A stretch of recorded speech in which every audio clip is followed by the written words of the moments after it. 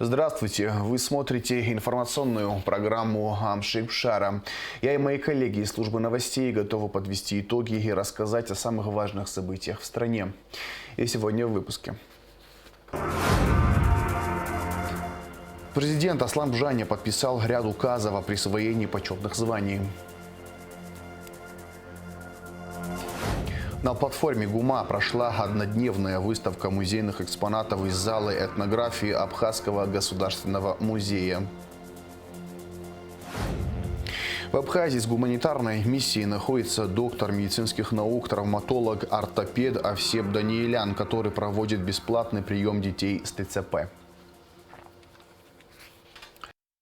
Начнем выпуск с указов президента Аслана Бжаня о присвоении почетных званий. За вклад в развитие театрального искусства Абхазии Кесоу Хагба удостоен почетного звания «Народный артист Абхазии». За вклад в развитие театрального искусства Абхазии почетное звание «Заслуженный артист Абхазии» присвоено Мадине Аргун, режиссеру Абхазского государственного драматического театра имени Самсона Чанба, Марине Аристава, актрисе Абхазского государственного молодежного театра, Аслану Анкваб, актеру Абхазского государственного молодежного театра, Нури Джинжоли, актеру Ткварчалского государственного театра комедии имени Пачалия, Адгуру Мали, актеру Абхазского государственного драматического театра имени Самсона Чанба. Еще одним указом президента за многолетнюю плодотворную работу в области физической культуры и спорта, высокий профессионализм, заслуженный работник физической культуры и спорта Зантария Жанна Джотовна награждена орденом Ахц Апша 3-й степени.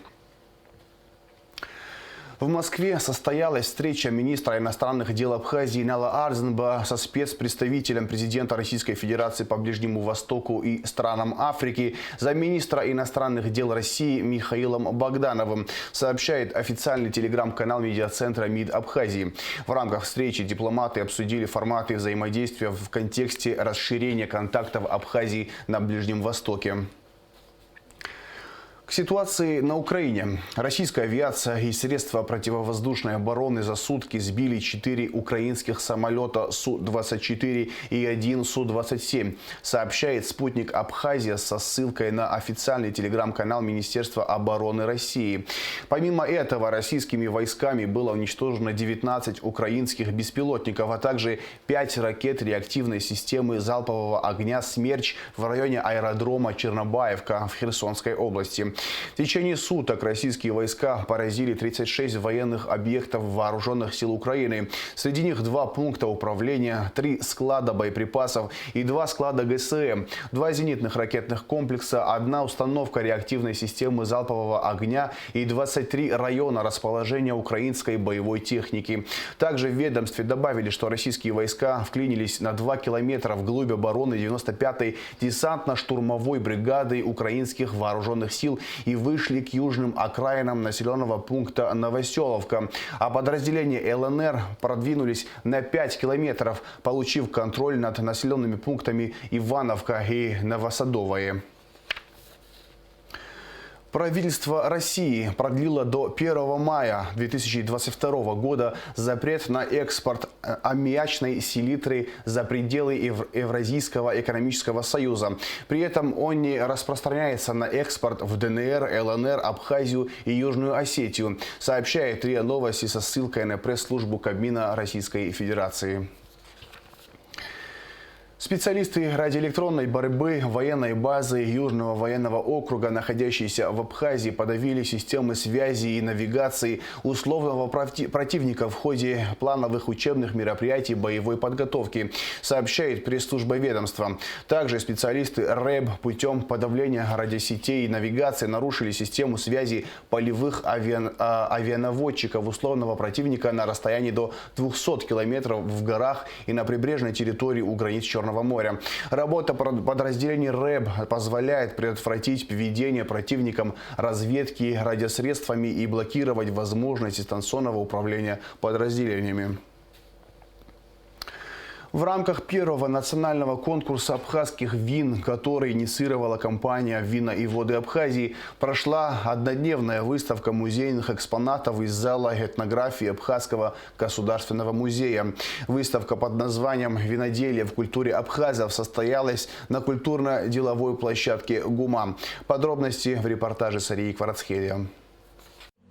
Старинные глиняные кувшины для хранения вина, деревянные изделия, которые использовались при изготовлении традиционного напитка, бочки и другие предметы были представлены на однодневной выставке музейных экспонатов, которая прошла на культурно-деловой площадке ГУМа. Для посетителей выставки с лекцией выступила этнограф, старший научный сотрудник Абхазского государственного музея Инга Шамба. Она рассказала о традиционной винодельческой культуре абхазов и об обрядах, связанных с виноделием. Очень интересные ковры, где описываются обряды. Тоже вот один из таких элементов. Впервые вообще сегодня вытащили, так можно сказать, из фондов и показываем один из таких сюжетов, где показано жертвоприношение. Ну, мы знаем, что все виноделия вот у нас связано с многими обрядами абхазской традиции. Значит, с кувшином вот именно ритуальным. И сегодня немножко буду говорить о культе змеи. Потому что напоминается очень часто в нарском эпосе вот именно культ змеи, вот как раз эликсир, где мы видим, что значит, змея, вот красная змея, аматапщи, вот то, что я говорила, изрублена, вот добавляется в этот эликсир, она дает силу. Ну, насколько она соответствует именно вот культу, мы хотим тоже сегодня немножко поговорить. Собранные материалы этнографические, также мои собранные материалы от информаторов. На выставке также был представлен инвентарь, связанный с виноделием. Некоторые предметы были выставлены впервые. К примеру, глиняный сосуд, кувшин, который относится к V веку нашей эры.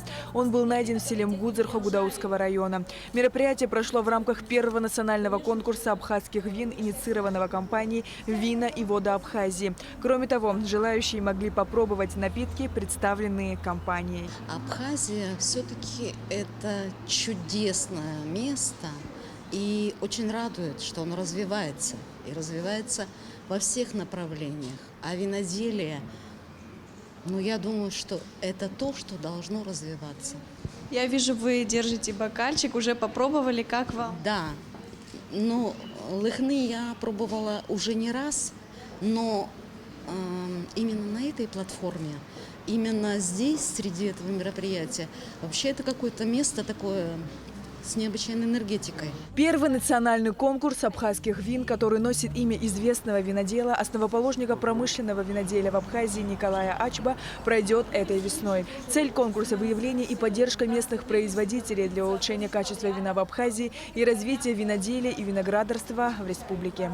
Культурно-деловая платформа ГУМа, как вы знаете, является организационным партнером этого конкурса, и поэтому сегодняшняя выставка и лекция проходит именно здесь. Для нас очень важно, что руководство Абхазского государственного музея откликнулось на нашу просьбу организовать эту выставку, потому что сегодня здесь представлены уникальные экспонаты из зала этнографии Абхазского государственного музея. В целом, в рамках этого конкурса уже проводилось несколько мероприятий, и еще запланировано на апрель много чего интересного. Это выставки, это открытые лекции, это ярмарки, это различные мероприятия с участием и привлечением самих непосредственно виноделов, участников этого мероприятия. Прием заявок для участия в конкурсе начался 28 февраля и завершится 20 апреля. Проведение самого конкурса намечено на 29 апреля.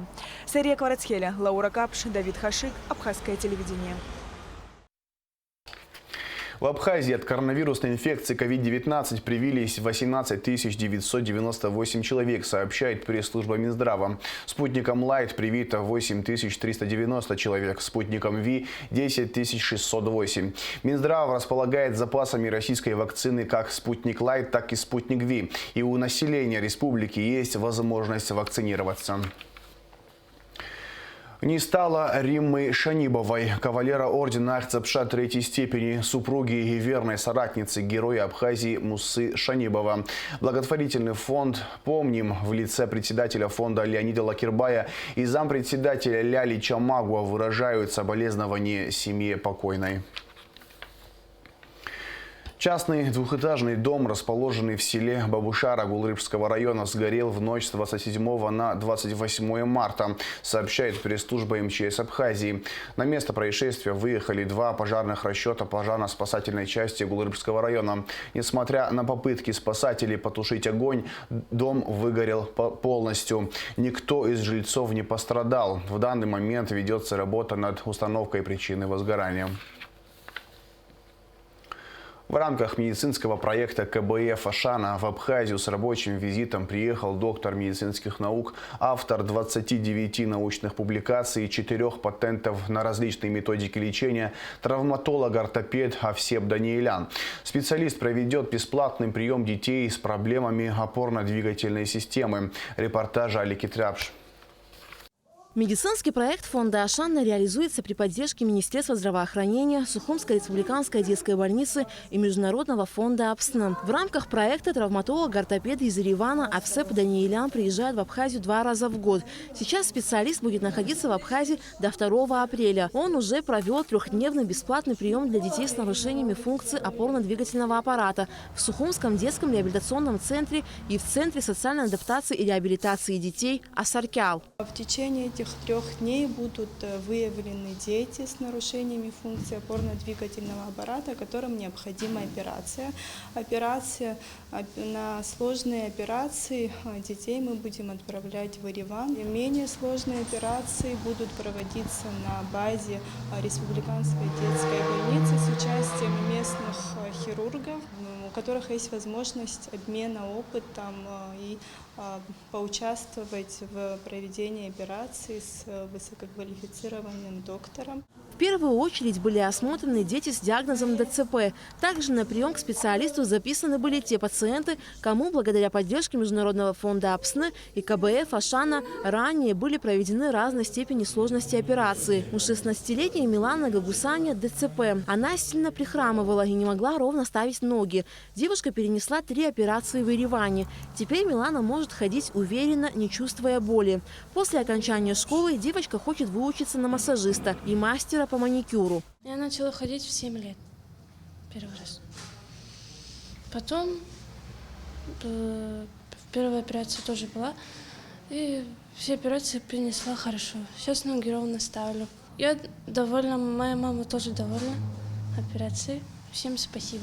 За все время работы в Абхазии Авсепом Даниэляном было осмотрено более 400 детей. Проведено свыше 20 ортопедических операций. Несомненно, совместная работа специалистов из Армении и Абхазии является началом плодотворной работы и переходом на новый высококвалифицированный уровень. Лично дает очень много. Например, раньше даже я не знаю, как люди общались. Сейчас любой я ему вопрос могу за 2 минуты, он отвечает. И какие-то вопросы, если есть, с ним консультируемся. Человек приезжает 2 раза в год, надеюсь, будет чаще приезжать. Прооперировано более 20 пациентов уже именно с ДЦП. Люди приходят, сами видите, и врожденные вывихи, Ильина Калайджан. И хорошие результаты есть, дети ходят. Например, дети с ДЦП могут ноги ставить ровно, уже с опорой стоять. Есть положительные результаты, очень хорошие. Приезд специалистов из-за рубежа и обмен опытом позволяют нашей медицине развиваться и переходить к более эффективным методам лечения и, конечно же, значительно улучшить состояние здоровья пациентов. Алика Тряпш, Лаура Капш, Давид Хашик, Абхазское телевидение.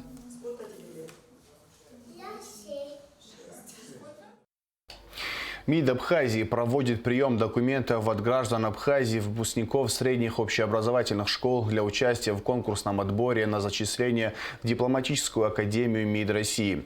Первый этап конкурсных испытаний, проводимых в МИД Абхазии, будет состоять из собеседования и вступительных экзаменов, которые пройдут 11, 12 и 13 апреля. Срок подачи документов с 29 марта по 8 апреля. С полным перечнем необходимых документов и дополнительной информации можно ознакомиться на сайте МИДа. Телефон для справок 7 840 226 70 69. 29 марта жители Сухумой части Гагарского района останутся без энергоснабжения, сообщает пресс-служба Черноморэнерго. В связи с ремонтными работами будут отключены подстанции Гагра-1, Гагра-2, Гагра-3, Гечрыбш, Цандрыбш-Тяга и Холодная речка. Электричества не будет с 12 до 14 часов. В Сухуме не будет света с 10 до 17 часов. Отключение затронет улицы Айтгалера, Конфедератов, Сахарова, Воронова, Генерала Дбар и Налыпа, улицу Лакоба до набережной Махаджиров, а также улицу Джонуа от набережной Махаджиров до пересечения с улицей Арзенба. Сегодня в нашей программе мы предлагаем вашему вниманию короткометражный художественный фильм режиссера Вячеслава Облотия «Костыли». Снятый по мотивам рассказа Фазиля Искандера «Жил старик со своей старушкой». Это комичная история о том, как в Чегеме пожилая вдова пыталась отправить на тот свет костыли своему старику. В сценарии еще много разных комических ситуаций, в которые попадали и другие жители Искандеровского Чегема. В главных ролях снимаются актеры Абхазского драмтеатра Майя Джикерба и Сербии Сангулия, а также молодые актеры Эдгар Шамба и Элла Туова. В массовках задействованы студенты АГУ. А в завершении выпуска о погоде. По сообщению Гидромедцентра, во вторник, 29 марта, на территории Абхазии ожидается переменная облачность без осадков, местами возможен туман. Температура воздуха ночью 0,5, днем 10-15 градусов тепла. Температура морской воды плюс 8 градусов.